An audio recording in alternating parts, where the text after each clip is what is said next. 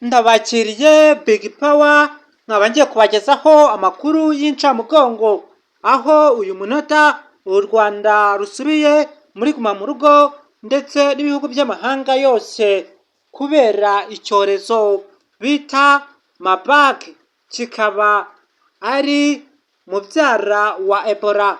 Nyuma y'itangazo ryasohowe na ambasade ya Amerika ikorera mu Rwanda ndetse na minisante na guverinoma y'u Rwanda, aho yemeje ko iki cyorezo gihari mu Rwanda kimaze kwica abantu barenga 620, muri bo akaba ari indembe ariko 6 bakaba barapfuye. Ambasade y'u Rwanda ambasade ya Amerika ikorera mu Rwanda ikaba yatangaje ko nta mukozi n'umwe wemerewe kugaruka muri ambasade, ko umukozi wese wari usanzwe akorera muri ambasade agomba gukoresha kure cyangwa se itumanaho ikoranabuhanga, akazi akagakorera mu rugo.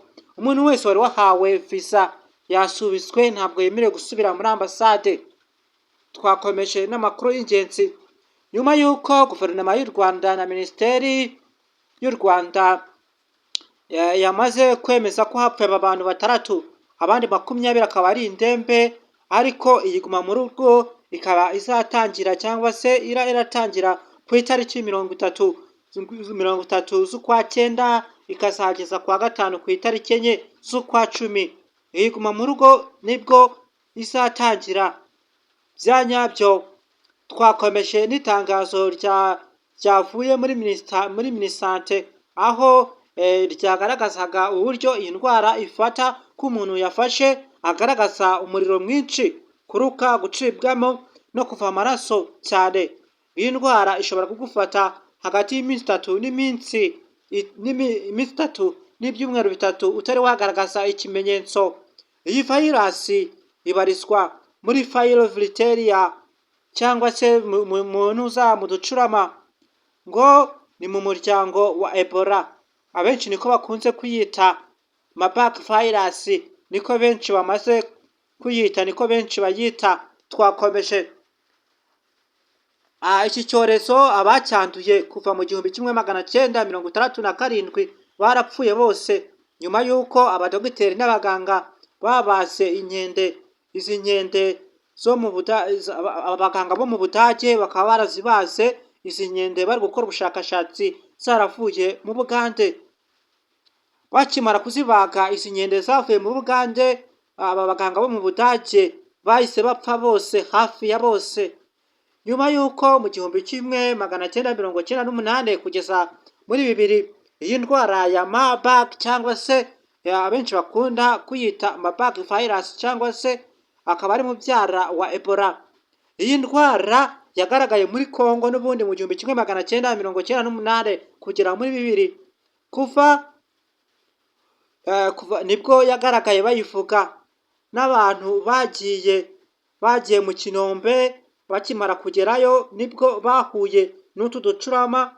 Abangaba bari bagiye mu Kinombe cyari gisanzwe kidakoreshwa, kimaze igihe kidakoreshwa, nibwo bahuye n'utu ducurama tukaza kubanduza iki cyorezo.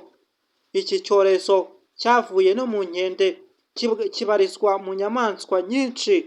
Inkende n'uducurama, iki cyorezo nimwo kigaragara muri izi nyamaswa. Twakomeje aho muri 2004 muri Angola ariho iki cyorezo cyagaragaye, gifata abantu barenga 400, hafi ya bose barapfuye. 90%, 10% nibo basigaye ari bazima. Abapfuye cyangwa se uburyo iki cyorezo cyica, kuva ku minsi 2 n'iminsi 21 wamaze kunegekara, kandi kuva ku minsi 8 no kugera ku minsi 9 uba wapfuye. Mboneye kubakira mbwira abantu mwese mutari mwakora subscribe, iki gihe nicyo cyo kugira ngo muyikore. Reba aho hasi ku nzogera ukore subscribe ukeneye kwamamaza hano, twamamariza ubuntu. Nkomeje gushimira abantu mwese mugenda mukora like, comment, ibyifuzo n'ibitekerezo, turabashimiye cyane. Ahangaha twigisha Icyongereza, twunga abantu batandukanye. Ukeneye kwamamaza twandikire muri comment muri video ikurikiraho, turaza kukwamamariza. Ni ubuntu gusa, dutanga ubufasha. Uyu muryango nicyo ubereyeho.